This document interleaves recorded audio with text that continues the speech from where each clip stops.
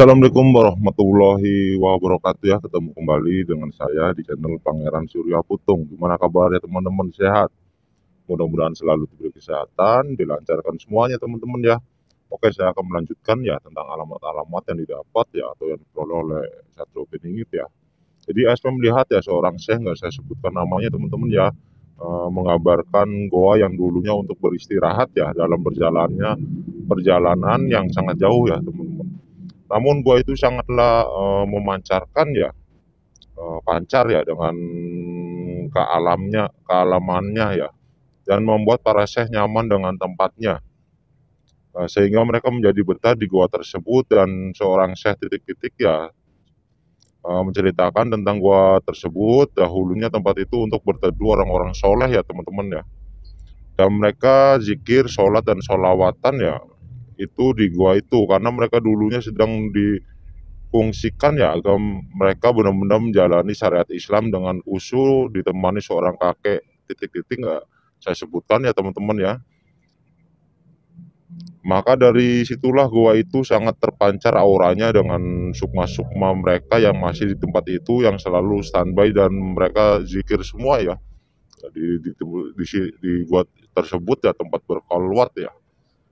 Kita kaji lagi ya teman-teman ya, kita dalemin lagi dan SP telah menjalani tugas ringan ya di luaran penglihatan dari Sang Prabu ya, yang telah dibudayakan oleh seorang pati, namun SP melangkah ke depan ya untuk membatasi perjalanan penglihatan atau teropongan yang sangat licin, namun SP sendiri yang mengerjakannya sendiri itu bingung ya teman-teman ya. Yang katanya orang-orang itu sulit, tapi menurut SP ini enteng ya teman-teman ya. Apanya yang sulit, sedangkan pekerjaan ini nggak butuh berhari-hari, cuma setengah hari pun nggak ada kata SP. Namun mereka yang disuruh mengerjakan menjelaskan cara kerjanya mereka sudah gagal 3 kali. Kata mereka mungkin kamu orangnya yang mempunyai wilayah tersebut. Sehingga goibnya pun tidak mempersulitnya, namun saya minta maaf karena tidak menyanggupi pekerjaan ini. Tapi kami semua sangat berterima kasih kepada SP ya karena telah membantu kami semua ya. Jadi orang yang pertama mengerjakannya tidak sanggup ya teman-teman ya. Lalu dipegang oleh SP ya. Dan juga ada seorang imam titik-titik ya yang sangat fasih dengan keilmuannya itu ya. Kata SP dalam membawakan sebuah surah ya yang beliau tunjukkan itu merupakan simbol untuk SP ya. Namun pada dasarnya beliau membacanya dengan cara lembut untuk kita memahaminya ya, karena sebuah potong-potongan ayat itu terlalu singkat dan fasih. Tapi beberapa ayat yang beliau ajarkan untuk SP ya itu terlalu mantek, maka dari itu saya insya Allah bisa memahami penjelasannya kata SP ya teman-teman ya, atau penjabarannya. Namun ada titik tengah itu yang mengganjal untuk aku dijelaskan dalam sebuah surah Al-Waqiah. Kita kaji lagi, kita dalami lagi ya teman-teman ya. Dan juga SP melihat seorang putri sulung titik-titik ya teman-teman ya. Beliau meminta haknya sebuah seperti benda atau barang ya teman-teman ya, yang diserahkan ke Ki Cakra titik-titik atas haknya putri tersebut menagih ya. Jadi putri tersebut menagih ke Ki ya, Ki Cakra tersebut ya, karena dari dulu tidak ada yang menyerahkannya, sedangkan itu bukan miliknya. Saya hanya meminta hak saya, tidak lebih dari itu, kata sang putri ya. Karena sekarang ini kerajaan mulai dibuka kembali, kata sang putri. Jika barang tersebut itu tidak aku ambil, takutnya banyak orang yang mengaku-ngaku ya, teman-teman ya. Karena manusia zaman sekarang tidak mau tahu itu miliknya atau bukan. Kerajaan itu sangat penting bagi saya, itu kata putri tersebut, karena tanpa adanya kerajaan dunia itu tak berwarna, alam yang menuntunnya. Kita kaji lagi teman-teman ya, kita dalemin lagi.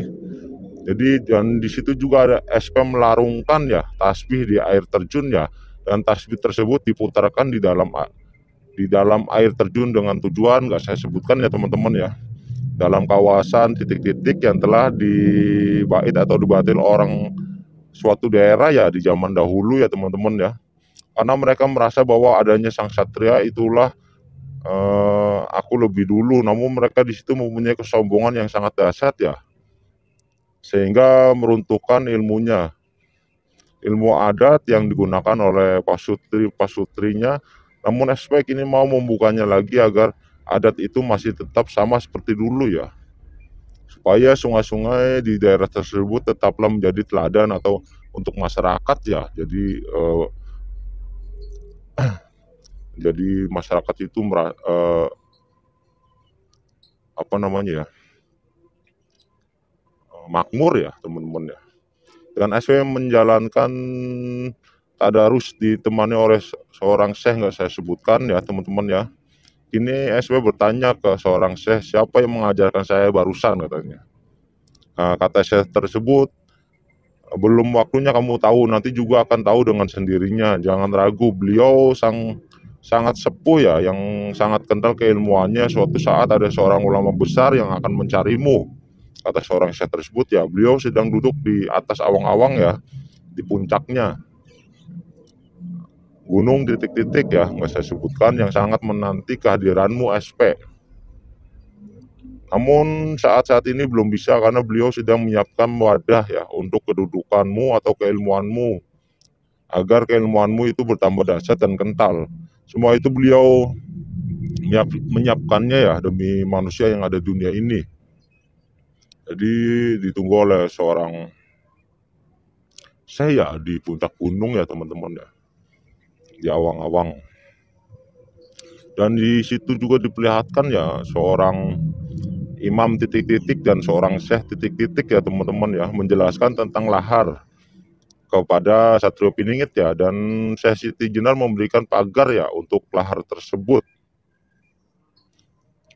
dan menumpukan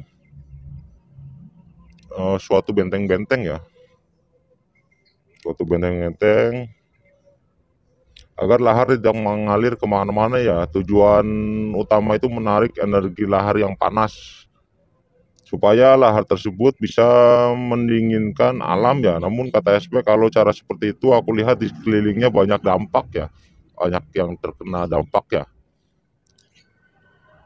Memang bagus cara seperti itu, tapi itu hanya pandangan saya aja. Kalau aku lihat sekelilingnya banyak dampak, itu kata Satrio Piningit ya teman-teman ya. Namun jika memang kalian sudah memperkirakannya, silahkan. Saya insya Allah akan membantunya, kata Satrio Piningit. Jadi kita kaji lagi ya teman-teman ya, kita dalemin lagi. Jadi daya pandang spiritual seseorang itu nggak sama ya teman-teman ya. Daya pandang spiritual seseorang nggak sama, kita ambil yang bagusnya, kita buang yang buruknya ya. Jadi anggap aja sebagai dongeng, nggak bisa dipercaya 100% ya. Jadi kita ambil yang positif, kita buang yang negatif. Jadi kita olah lagi, kita kaji lagi ya teman-teman ya. Oke, segitu dulu ya teman-teman ya. Nanti kita kembali lagi ke bagian-bagian selanjutnya ya. Oke, assalamualaikum warahmatullahi wabarakatuh.